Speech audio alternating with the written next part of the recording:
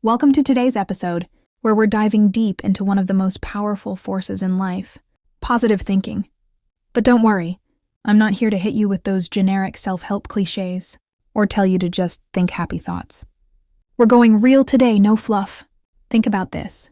How often do you wake up, check your phone, and within 5 minutes your mood is already trashed by some negative headline or a stressful work email? Yeah, same here. But here's the thing.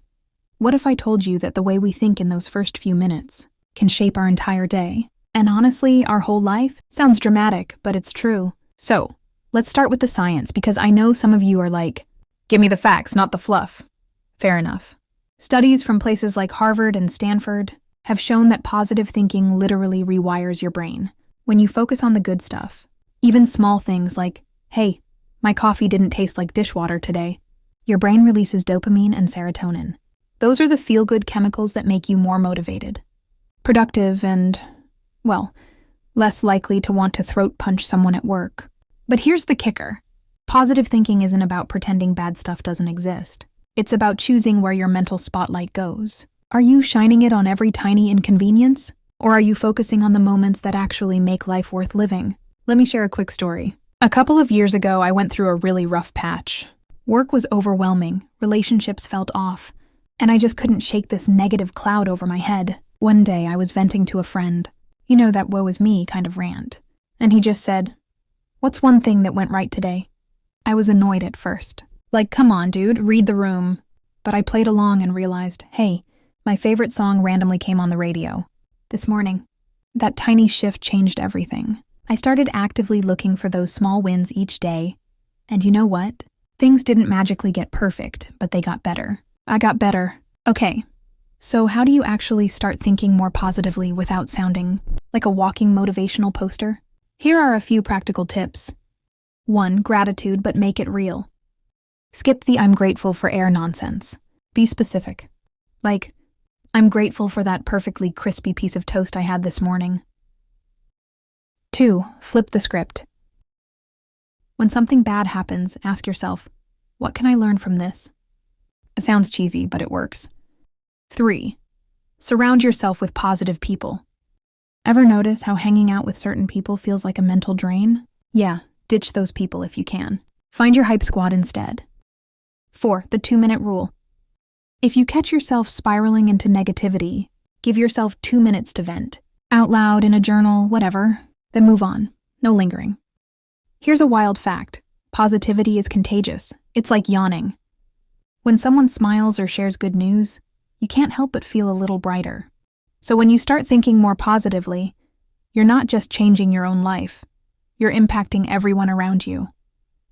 Ever notice how when you're in a good mood, strangers are nicer? The barista gives you an extra smile. And even traffic doesn't seem as bad? That's not a coincidence. Energy, whether positive or negative, is magnetic. So, here's my challenge for you. After this episode, find one thing today that went right. I don't care how small it is. Maybe your tea was the perfect temperature, or you got a text from someone you hadn't heard from in a while. Focus on that. I'm not saying this is a magic fix.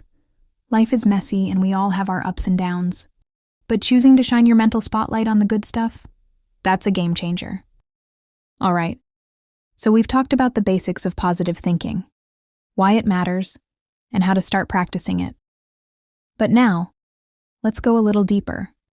Have you ever wondered why negative thoughts seem to stick in your mind like glue, while positive ones just slip away? Well, there's a reason for that.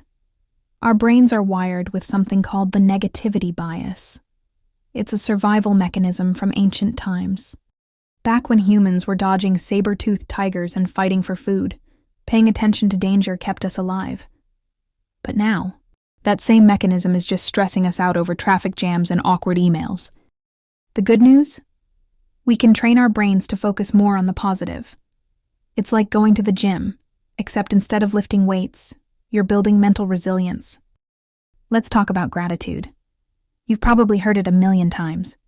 Be grateful. But here's the thing. Gratitude isn't just about writing down 3 things you're thankful for and calling it a day. It's about feeling that gratitude in your body. For example, think about the last time someone did something unexpectedly kind for you. Maybe they held the door open or paid you a compliment. How did that make you feel? Warm, right? That's the power of gratitude. And when you lean into those moments, it rewires your brain to look for more of them. A tip I love is what I call the gratitude walk. It's simple. Just go for a walk and actively notice things you're grateful for. The trees, the fresh air, the fact that your shoes are comfortable. It sounds silly, but it works. Now, let's shift gears and talk about visualization. This is one of the most underrated tools for positive thinking. Visualization is about mentally rehearsing positive outcomes. Athletes do it all the time. They visualize themselves scoring that winning goal or nailing that perfect routine. And guess what? It boosts their performance.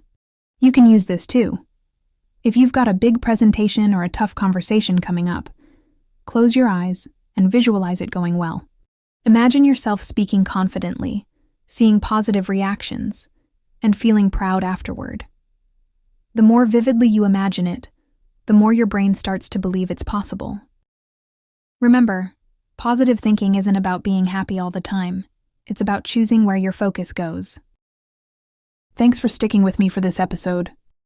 If you found this video helpful, don't forget to hit the subscribe button and give it a thumbs up. Also, feel free to share your thoughts or any questions you have in the comments below. I'd love to hear from you.